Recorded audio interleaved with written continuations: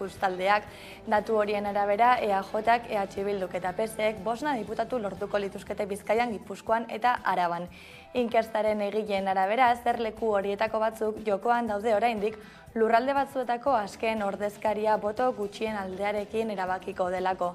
EH Bildu ia 6 puntuko hazkunde izango luke bostetan 24,7 jasoz eta azken hauteskundeetakoan baino ordezkari bat gehiago lortuko luke.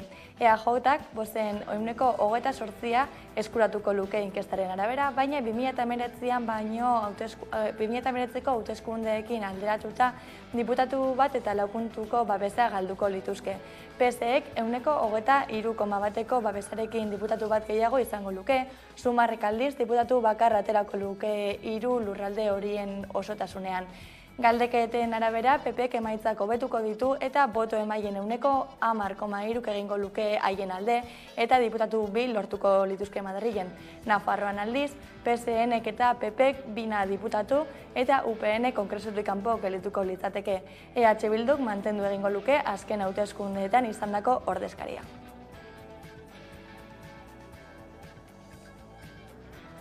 Hauteskunde kanpainaren azken txanpako astea hasi dugu eta 6 egun besterik ez dira gelditzen uztailaren 23ko bostetarako. Asteburuan zehar alderdi guztiek aprobetxatu dute agerraldiak egiteko eta gaurko egunean ere egingo dituzte ekitaldi ezberdinak bai goizean eta baita arratsaldean ere. Euskadik ahots propioa izaten jarraitu nahi du Europan. Horregatik aldarrikatzen dugu beste behin ere makroeskualde atlantikoaren beharra.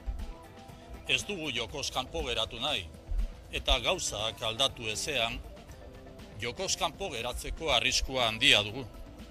Euskadi ezin daiteke erabakien maitik kanpo geratu. Atlantikoaren inguruan bizigaren nazio eta eskualdeek, herrialdeek, beharrezkoa dugu indarrak batzea eta lanerako foro hau sortzea. Proposamen hau ez da berria. Bizigaren honetan dagoeneko 4 makroeskualde daude Europan, Baltikoa, Adriatiko Jonikoa, Danubioa eta Alpinoa. 5. izango gina.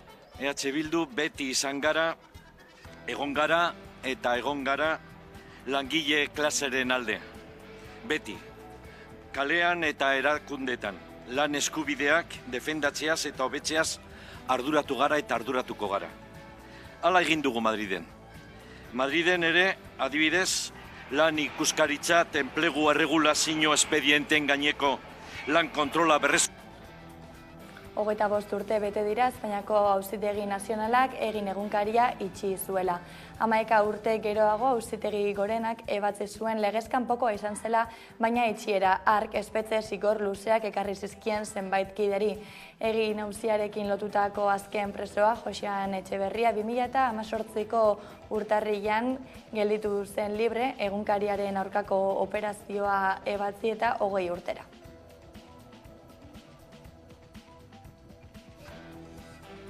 Gaur Bilboko kaleak hartu dituzte pentsiodunek alderdi politikoi exigitzeko programetan zehar ditzatela 5 urte baino gehiagoko aldarrikapenak. Asteburuan Gipuzkoako pentsiodunak atera ziren kalera, konpromiso argia eta publikoa eskatzeko. Baita gutxieneko pentsioa 1.080 euroan esartzeko eta genero arrakala desagertarazteko. Hauteskundetara aurkezten diren alderdi politikoei konpromiso argia eta publikoa eskatzen diegu. Gutxieneko pentsioa 1.080 eurotan ezartzeko eta genero arrakalarekin amaitzeko. Garoña desegiten hastea baimendu du Trantsizio Ekologikorako Ministerioak eta datozen egunetan hasita lanek 10 urtez luzatzea aurre ikusten da. Guzti honek 350 pertsona beharko lituzke lanean eta 475 milioi euroko kostua izango luke. Ministeriotik iritzitako aginduaren arabera, Enrese enpresa publikoak hartuko du Garoña desegiteko ardura.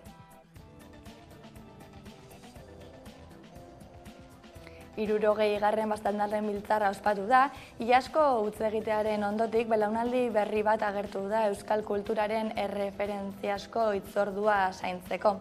Bailarako 15 herriak biltzeko jaio zen festa 1963an Urtarrilean antolakuntzan jende falta ikusi ostean jendea batu eta sorkuntzari ekin zioten.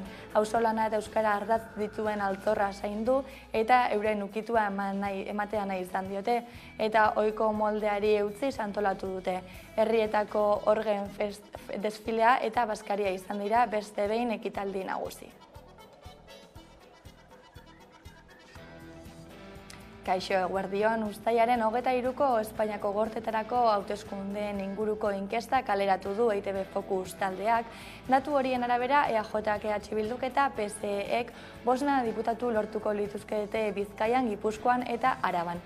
Inkestaren egileen arabera zer leku horietako batzuk jokoan daude oraindik, lurralde batzuetako azken ordezkaria boto gutxiren aldearekin erabakiko delako. Nafarroan PSEnek eta PPek 2 diputatu eta UPNek kongresutik kanpo geldituko litzateke. EH Bilduk mantendu egingo luke azken hauteskundeetan izandako ordezkaria. Uztailaren 23rako geroz eta gutxiago geratzen den honetan astelenarekin EITB Focus inkestaren emaitzak zabaldu dira. Eta hauen arabera Euskal Herria Bilduk lekua hartuko dio berriz ere Eusko Alderdi Jeltzaleari. Bestaldetik PSOEk bozka erabilgarria pilatuko du Ezker Espainolistan eta PPek eskuinean.